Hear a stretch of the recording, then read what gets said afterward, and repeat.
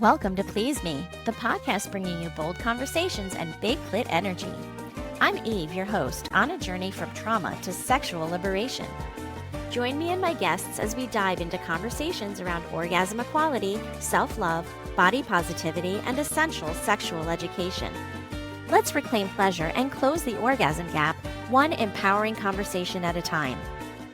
Last week, I started a new series of short episodes that will be released on Fridays. I will be talking about various topics related to sexual health. On last week's episode, I interviewed Catherine McCord, who talked about sex and disability. It is a must listen if you have a visible or invisible disability. No matter who you are, we all deserve love and pleasure. Did you know that podcasts rely on listener support to keep bringing you the content you love? For ad-free listening and exclusive content, join me on Patreon for early releases, bonus episodes, and more. See show notes for the link. Please Me is for mature audiences. Sit back, relax, and surrender to the pleasure of Please Me. Chemistry doesn't equal relationship success. There's this misconception that when two people have chemistry, that means you're going to be in a successful relationship. And yet most humans haven't really even processed the true meaning of why their last relationship ended. Hello, and welcome to Please Me, the podcast that aims to destigmatize conversations about sex and sexual health by turning the sheets into our classroom. Today, I'm so excited to welcome Jonathon Aslay to the show. He is one of America's midlife dating coaches with over 195,000 YouTube subscribers. And I'm assuming that's probably an old number, right? It's probably more than that at this point. And he wrote a book called What the Heck is Self-Love Anyway? And I am so excited to talk to you about all of your expertise. So welcome to Please Me today, Jonathon. How are you? I'm good. Thank you, Eve. It's an honor to be here. And I can't wait to dive into this topic of sex. Oh, yes, absolutely. I want to know, first of all, what's got you into becoming, or what got you interested in becoming a sex coach, or not a sex coach, but a dating coach, a relationship coach? Nobody goes to college and says, I'm going to become a dating or relationship coach. Although I think a lot of people today probably see all the TikTokers out there and might want to choose to do that. No, my journey started almost 2 decades ago after turning 40 and going through a divorce. I found myself out in the dating marketplace, and it was a whole different world from in the 90s when I got married.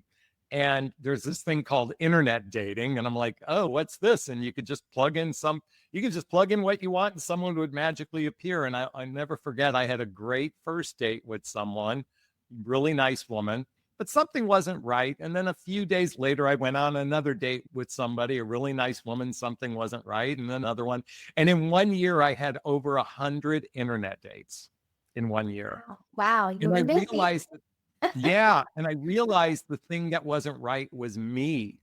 So I began buying books about dating or relationships, but I found myself addicted to talking to women and hearing their stories because most of the women I was connecting with were divorced with children. And and what happened was I developed friendships with a lot of women I connected with online. And then all of a sudden they would reach out to me. Hey, Jonathon, will you look at my dating profile and help me make it better?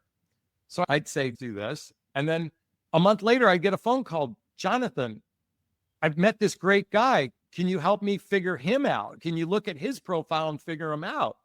And I'm like, all of a sudden I realized, Eve, I had a knack for helping people improve their dating profiles, but more importantly, helping women understand male behavior because I was going through like the midlife crisis, the dark night of the soul, that sort of thing. And then I decided to put up a cheesy website. This was 15 years ago. When I say cheesy, called myself a dating relationship coach.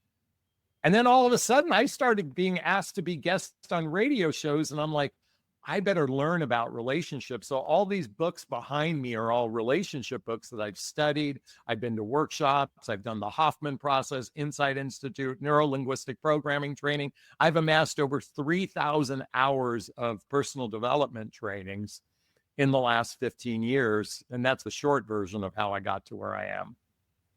Wow, I can completely relate to that story because I too am divorced. And in my 40s, I re entered the dating scene. And that was a whole learning curve that it's interesting to negotiate after the fact. What do you need to understand after you get divorced prior to dating about the dating world and yourself? That's a great question. It's multifaceted, and I can go through layers upon layers of things. I think the most important thing to know Mm-hmm. about dating today is that chemistry doesn't equal relationship success. I would say that there's this misconception that when two people have chemistry, that means you're going to be in a successful relationship. And yet, most humans haven't really even processed the true meaning of why their last relationship ended. Okay. And really understand how they even contributed to part of that ending, whether usually it's like this, it's her fault, it's his fault kind of thing, but taking ownership in one's life, but really understanding that chemistry is a piece of the puzzle, but compatibility has more moving parts. So that would be the most important thing I'd share with somebody, is that chemistry doesn't equal relationship success. It's I, important, but I that in have and to. of itself doesn't. Yes, the chemistry is super important when it comes to sex, right? Yes. So you might have amazing chemistry and have amazing sex with somebody, but that doesn't necessarily mean that love is in the future for you, right? Yeah. So, what are some early signs that you are in the wrong relationship? And if you're only looking at chemistry and not looking at some other things, you can ignore some of those red flags. Yeah, so we have to recognize, that's a great question, in that, and today, most oftentimes when we're meeting people nowadays, online dating represents 65% of all new relationships are happening through an online connection. And I would say 99% of the time they are complete strangers to you. So one is that we know nothing about this person. We know so little about this person. That's one of the first challenges that we're faced with, is we don't really do a good job. Humans do a very poor job getting to know another person. And that's why chemistry, like when you feel like you have chemistry, you feel like you already have this affinity, a connection to a person, but you really don't know, are they capable of being a relationship? And capable usually shows up, coming back to the signs, is inconsistent communication is a sign that it could be a problem. But that inconsistent communication is because not enough trust has been built with this person, because you don't know this person very well. So inconsistent communication, inconsistent behavior is probably the most prevalent sign. But it's a double-edged sword, because how can we be consistent with someone we don't know? So I believe that the more time two people spend together interacting in a variety of different circumstances, it gives us a chance to get to know another person. The problem is, the other challenge we have is that because of our devices, we have access to so many people out there that our attention span is so limited. That's right. Yeah, it's And true. hence why that need for instant chemistry, because then you'll give that person attention. But if you only have, I like this person, but then you're inconsistent. Yes. And, you talk about what would be, the signs that a man is using you, or, I always think of ghosting as, a complete, something that's very shocking, but it's like, why does that happen? So can you jump into that a little bit? Okay. I'm laughing because I want everyone to know that I also happen to be single right now. I'm in the dating marketplace. I Okay. was in a significant relationship that ended about a year ago. Wasn't my choice. So I'm back out there. And I was communicating with a woman the other day. I think we had 2 text message exchanges on the app. But her last exchange didn't leave me going, oh, there was nothing to respond back to. She just responded to, I asked a question, she responded, and there was nothing after that.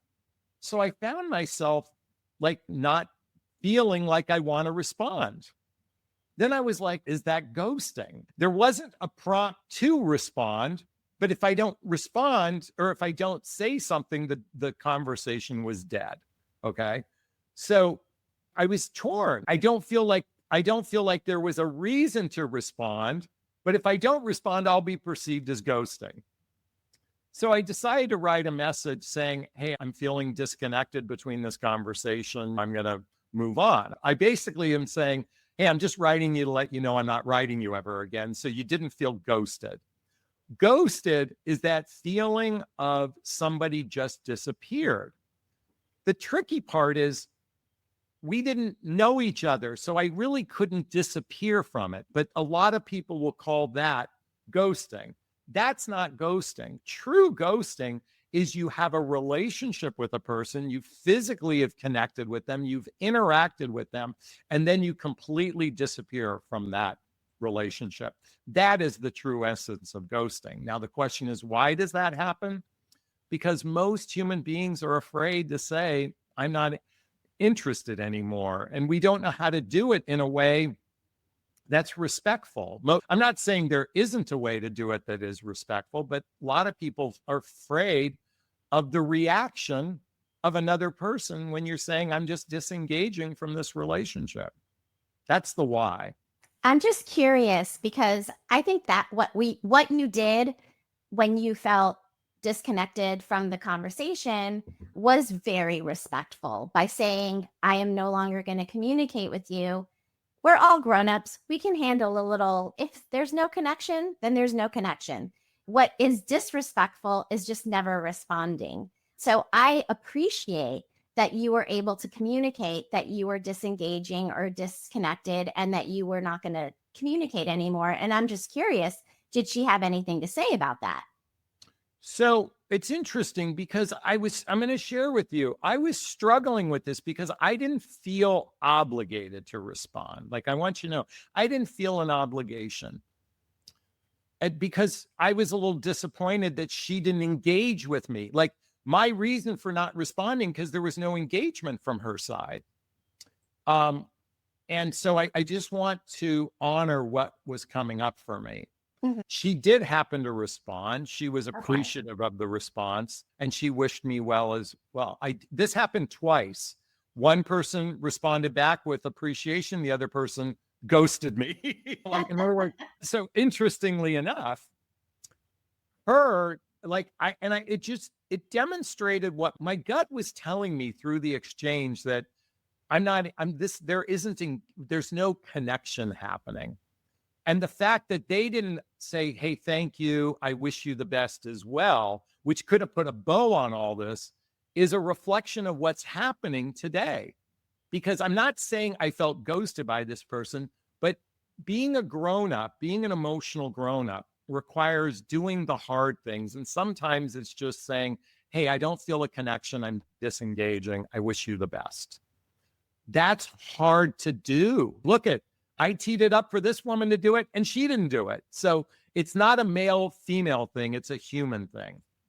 Absolutely. And being a mature, evolved human being, I appreciate those exchanges, that honesty. Because if you can't have honesty early on, you're not going to be able to have honesty throughout the relationship. You're going to have difficulty communicating.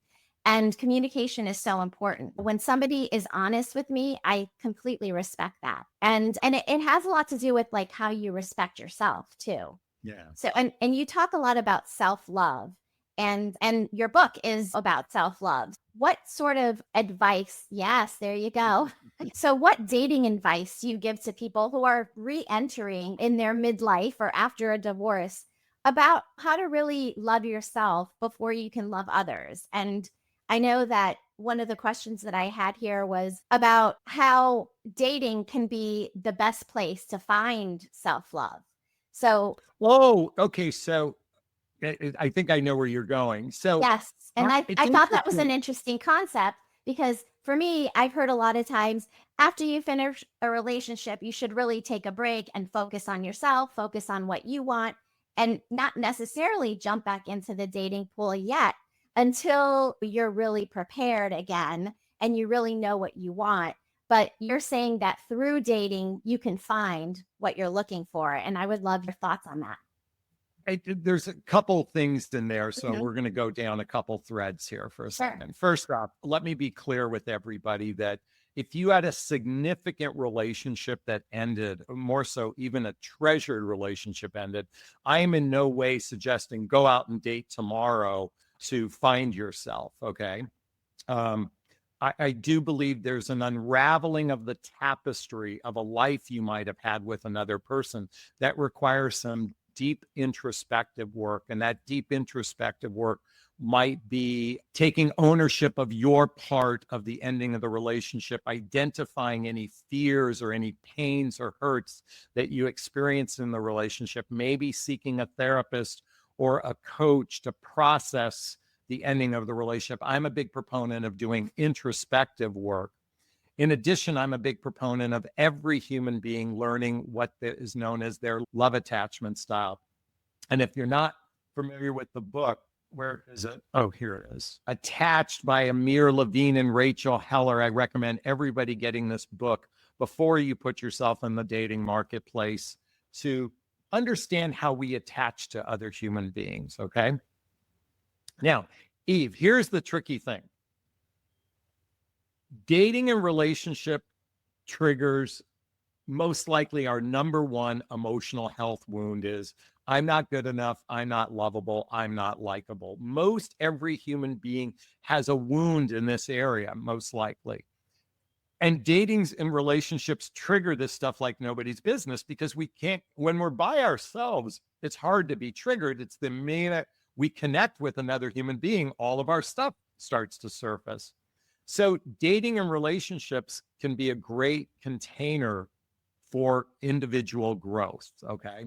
Now, this requires being radically introspective, radically self-aware, so you can learn that in these experiences that there are opportunities for individual growths. And at the same time, we can begin to learn what we like and what we don't like. Okay. And what I mean to say is there's things in other human beings that we might not like.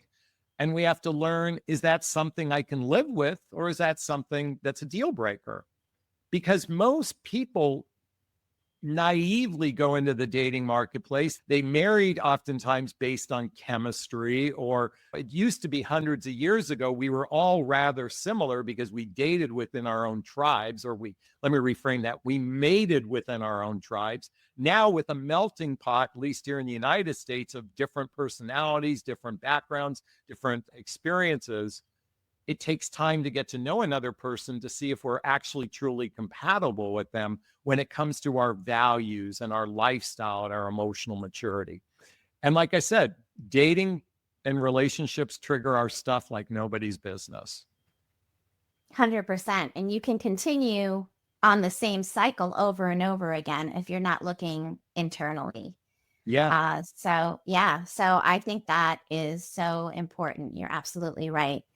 I want to jump into a question that you had suggested that I think is a very interesting question, because many times women go into relationships blindfolded and not necessarily in a kinky way. But yeah, that is nice too. We'll talk about that later. But going in thinking idealistically, and a lot of times people just jump way too far ahead without really, like you said, getting to know the other person. So what sorts of signs should women be looking for as red flags, or as signs that maybe a man is not necessarily interested in you or maybe using you? Yeah, this is a really tricky question because on some level, we men are driven physically to mate with you. And it's a strong urge to be sexually connected with another human being. And quite frankly, for a lot of men, sexual connection is one of the highest forms of love for a lot of men. So why I'm bringing this up is when you've heard the phrase men are hunters and men love the chase. Men don't go walking around going, I'm hunting a relationship. I'm hunting a relationship. I'm chasing a relationship. No, what we hunt and chase is physical connection, okay? Sex, okay?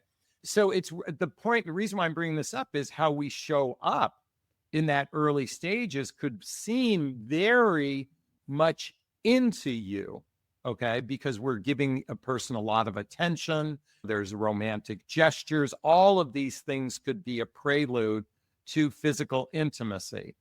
And what's also interesting is the minute we have physical intimacy, once that itch is scratched, all of a sudden we're faced with, do I really like this person or not? A lot of men, the minute they've ejaculated, they're like, I don't know why I don't like this person anymore, because not enough trust was built, not enough friendship was built, not enough real connection was built before the physical intimacy. Now, does that mean a woman was used if that occurs? In other words, he decides to bolt after that?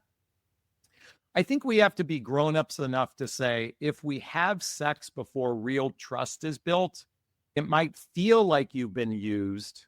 We are equal participants in our experiences. And let me be clear about something. A lot of men can make a boatload of promises. I'll never hurt you. You're the only one. I can see us getting married. Again, we have to recognize that when we're amped up on chemistry, the stuff that comes out of our mouths isn't necessarily promises, it's wishful thinking. So now, an emotionally grown-up person doesn't lead with their penis. So an emotionally grown-up man doesn't lead with his penis. But it's hard not to. I'm going to share this with you. It's hard not to. Okay. I think where most women feel used is that a man's desire for a relationship might be high, but their capacity to be in a relationship might be very low because they haven't dealt with the pains and hurts in their past. And so they might desire a relationship, they might desire connection, but their capacity isn't there. And this is what women do. They oftentimes see a man's capacity much greater than it actually is because they haven't really asked the deeper questions. What happened in your last couple relationships? Why didn't they work out? And the problem is men are pointing the finger at their ex. The ex is pointing finger at the guy, and you don't really even know what really happened. But usually unresolved trauma is why people aren't able to fully commit. And you can feel like you're used when you're with someone who has unresolved trauma. Are you looking for a sexy date? Look no further than SDC.com. SDC.com is the premier ethically non-monogamous website that is worldwide. It also hosts a wealth of information on sexuality and sexual health, and I host a free live webinar monthly on the site. You can use code 37340 for a free trial membership on me, and be sure to reach out on the site and say hello. Absolutely. And there comes the concept of love bombing and making all of these wonderful promises until they get what they want, and then either not showing up anymore or things dying away. And it's a disappointment on the other side because you really may feel like this person may have been somebody that you might connect with and build something with, and then it's gone. It's like a mirage. Absolutely. But in all fairness, women now have been fully educated on love bombing. If this is the first time you're hearing this, I'm not you, Eve, but I'm saying anyone watching this, everybody knows this. It's not a surprise that men think about sex on a first date. You can't act like, oh, I got seduced by love bombing. Guess what? It's been around enough to where everybody knows about it. What really is more important is going beyond the surface and not being led by temptation for both men and women. That's my invitation anyway. Men are not, and I'm going to say this too, men are not the only ones on the first date thinking about sex. Women, if they're consenting, are also thinking along the same lines. We want that physical connection too. And so I'm curious to know, what sorts of things do you talk about that help people get prepared for that first physical interaction? What do you look for beforehand before you decide that you want to move in that direction and have sex with somebody? It's great you bring this up because I've actually created a document called the Dating Vows. And let me just share with everybody, here it is. And I think Eve will post a link to where you can get a copy of this. But it goes like this. It says, have you ever heard the saying, women are the gatekeepers of sex and men are the gatekeepers of commitment? Okay. So the dating vows is something I created that you say to one another before you're physically intimate. I know you haven't heard this yet, so I'm sharing No. it with you for the first time. Yes. But it's a vow you make to one another. And it starts like this. I state your name. I will say, I, Jonathon, agree to explore the process of getting to know you with the intent to declare something serious in the next 3 to 6 months. Now, that's my interpretation, but you can make that liberal. You can change that to whatever feels right for you, 6 to 9 months or something. But the point is you both agree that if we're going to be physically intimate, that we're doing this with the intent of something serious. It's not just for satisfying our itch. Okay. Number 2, I, Jonathon, agree to be monogamous sexually while we have regular sex together. Now, you can have sex the first night and never see the person again, so there isn't any monogamy. But if you're going to see each other regular, then that you agree to monogamy. But more importantly, number 3 is I, Jonathon, agree not to actively seek to meet or date others while we're in the dating process, including taking down our dating profiles. So in other words, if we're going to agree to sleep together, this is a vow I make to you. Okay. Number 4, I, Jonathon, I'm just using my name here, agree to speak up.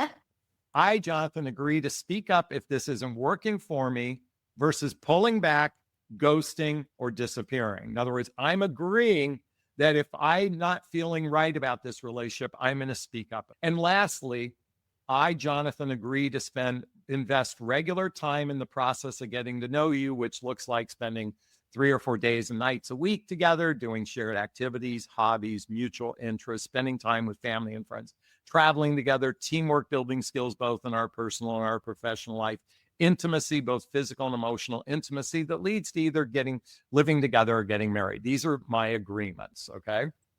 Now, Eve, I'm just ballparking, but I'm going to bet 90% of men will bail on this because there are thousands of women who will have sex without any commitments or agreements whatsoever. If all women band together going forward and stated these vows, this will change how men treat and view sex. But in the meantime, if he agrees to it, you at least have a better chance, because most men, if they make a promise, most men try to keep it. So this is making an agreement. Is it going to work? No, it's not a guarantee. But at least by having this conversation, by talking about this before physically intimate, it sets the stage. Hey, is this just a casual thing or is this something beyond casual?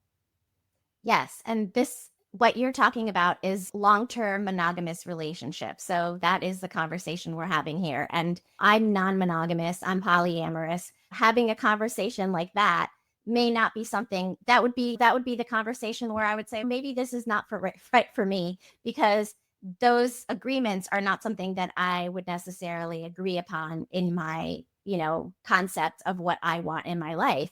Again, communication, this is what it's all about, right? And if you're not having any conversation and you're jumping in bed, then basically you're just exposing yourself to the possibility of maybe things going well, but maybe things becoming a shit show, So I want to piggyback on what you just said, because for everyone watching, my whole coaching or my YouTube channel is centered around those seeking life partnerships, relationships. However, I would venture to say that well over 50% of all relationships today, or maybe I'm almost 50%, let me just say, are either they're not long-term life partner-based relationship. I would say friends with benefits, hookups, situationships, casual relationships, ethical non-monogamy, polyamory. This is probably making up a big percentage of the amount of relationships out there. So it's not, this dating vow isn't one size fits all. However, right. You could certainly modify it for non-monogamous people or polyamorous people. And by the way, one of the principles within polyamory is agreements. It's one of the foundational Absolutely. principles is making agreements with one another. And if nothing else, whether you subscribe to it or not, this is what we're being called to do. Is the dating vows is simply doing something beyond guessing what the other person is thinking. You're just simply going, I don't know what you're thinking. Let me tell you what I'm thinking, and let's see if we're on the same page. Absolutely. And having those conversations before jumping in bed is so important. And so I like to do role plays about those sorts of things because I think it's important for people to see it modeled.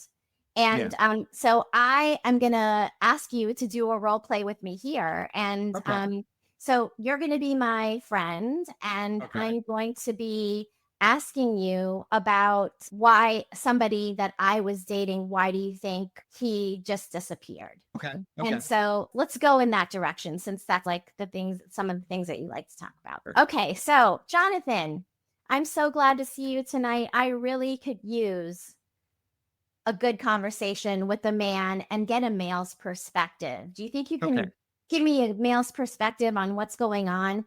I have been seeing this guy and things were going so well.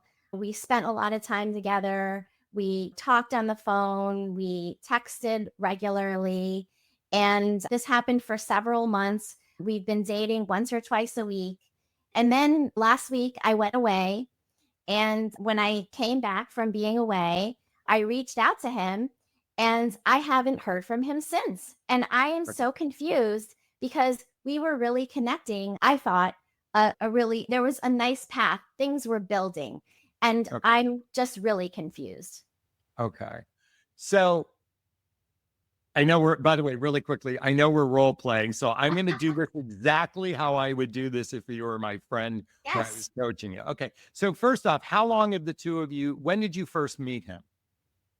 We met about 4 months ago. 4 months ago. Okay. And from the time you met, did you guys share with each other what you're looking for in a relationship? Yeah, we did. We talked about what we wanted and we seemed to be very aligned.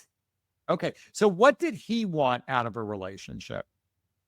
He wanted someone that he could spend time with. He was hoping for building a love connection. He too had children and I have children. And we were hoping to build in that. Neither one of us had introduced the children into the relationship at this point. We were really just trying to get to know each other more. Okay, so was he serious? Did he seem serious about wanting a life partner, or was he just wanting something casual? I feel like having those conversations really early on in the relationship, when you're first getting to know somebody, it just is too early, right? Because you don't even know if you want to continue along that path. I don't know, maybe that was me and I should have been bringing up these things, asking if he was looking for something serious or not. Everybody says they're looking for something serious, but maybe that's not necessarily, you're not the person for that. So I'm just wondering if maybe that was the case. And if so, I would have just appreciated him saying, listen, I know that we talked about this potentially becoming serious, but I'm starting to feel like maybe this isn't the right fit. And so I didn't get that answer from him. And so I'm very confused because I thought we were moving along the right path. Yeah. So I want to share with you a concept, and that is when two people enter into a relationship that's casual, there are no standards. And so when something is casual, there are no standards within a relationship, or there are very limited standards. And one of those standards might be respect, in the sense of being upfront about how you feel. When you enter into something casual, it's casual. There's no real agreements between two people. There's no real understanding of what's the purpose of this relationship. So when you say that it's too early to ask that, quite frankly, I think it's the first thing you should ask someone before you actually go on a date with them. Actually finding out is, what do they want? Because here's the thing. If a man isn't committed to commitments, in other words, if he's only seeking to have a good time and get to know someone through that prism, or excuse me, that vantage point, without that desire for knowing, without that understanding of what's the purpose of a relationship, being committed to commitment, it's always going to be vague. And when something is vague and it's not discussed at a deeper level, there's going to be ambiguity and uncertainty. So I'm just trying to give you some context of how you might want to approach this differently if you want a life partner. Okay. So my suspicion is what's happened is you guys enjoyed each other's company. You had companionship, you had connection, you had physical. Did you have physical intimacy with them? We did. Mm-hmm. Okay. So you had sex, but there was no real commitment. And because there was no commitment, it was casual. Because there was casual, there were no standards discussed ahead of time.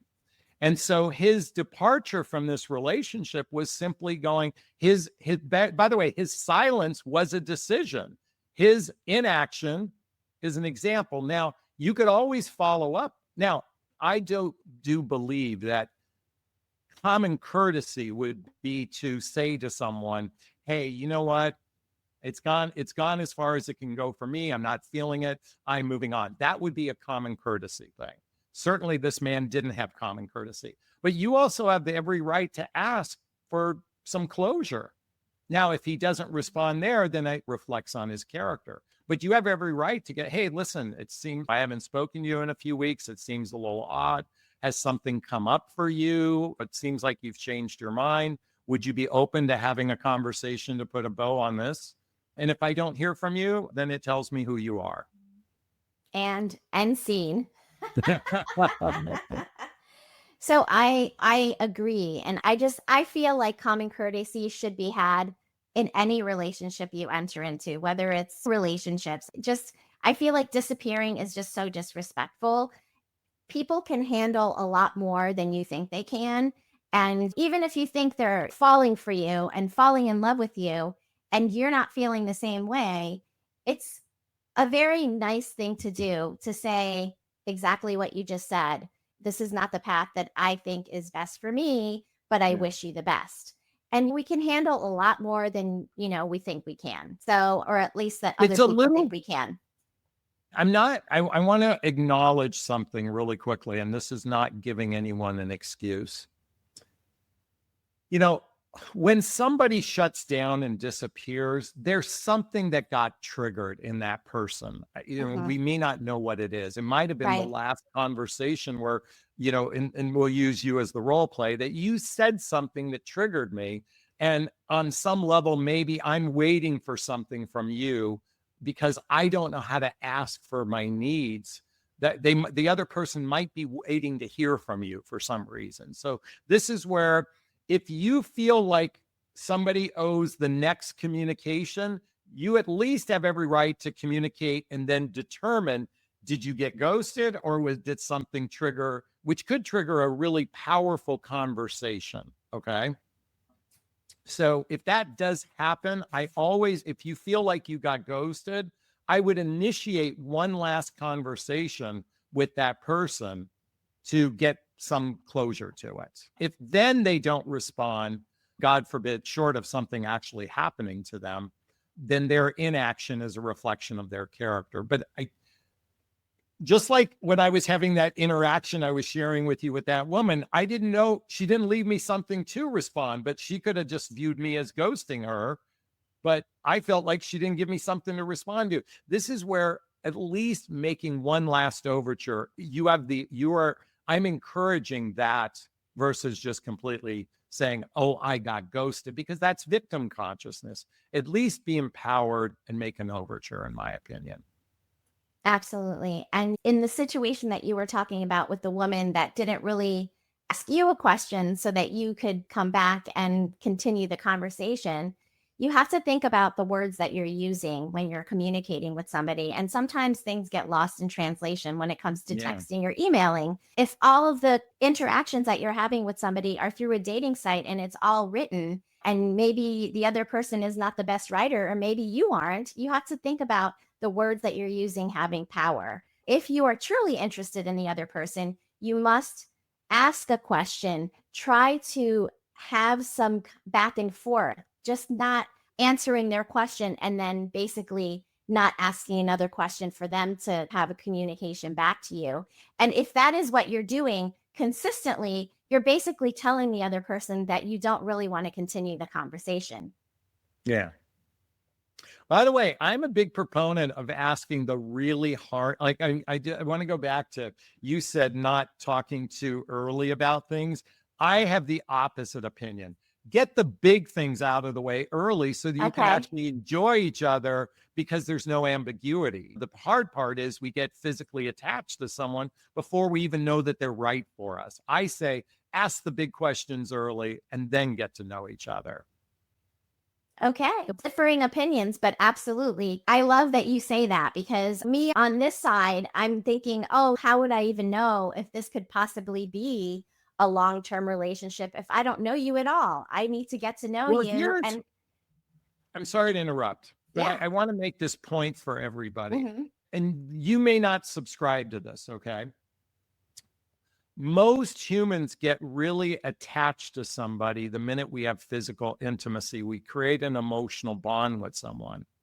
And when there's ambiguity, when you're creating a bond with someone and it's ambiguous, okay, or it's ambiguous for one person, and the other person's making up stories in their head because there's ambiguity, it's a very precarious place to be emotionally when you begin to develop feelings for another person only to have them ghost or disappear because there was no real clarity right from the very beginning because it was ambiguous. Okay.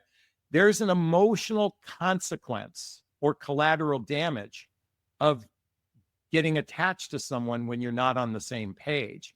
I believe the way we eliminate this is have those bigger questions early in the beginning. And then are we on the same page? Do we both Yeah. want long-term relationships? Yes or no? And then you can both go know, from you there. can go. Exactly. And people can lie. By the way, people can lie. They can People say can they lie. want it. More often than not, people, and by the way, this is the tricky part of understanding human behavior. I'm not just looking for anything serious. Let's take it slow, blah, blah, blah. And I'm like, look, especially for the demographic I'm in, which is midlife, which is after baby making years and before retirement, we've got to cut to the chase way sooner on who we should invest in, because we don't have doing this over and over again is rather frustrating. So that's what I'm encouraging is radical honesty early, which actually builds trust with somebody. Absolutely. I love that. Radical honesty early. Yeah. And that I can 100% agree with you. So let me know where my listeners can find you. My name is right here, Jonathon Aslay. They can Google me. They can find me on YouTube. They can find my website. I'm on Instagram and all the other social media. You can get my free copy of my Dating Vows, which is simply a script to discuss before getting physically intimate with someone. I think it weeds out the looky-loos versus those who are more serious. And my hope is that I'm here to encourage empowerment. And I think the dating conversation triggers our stuff like nobody's business to really become empowered. And as my book behind me says, loving oneself.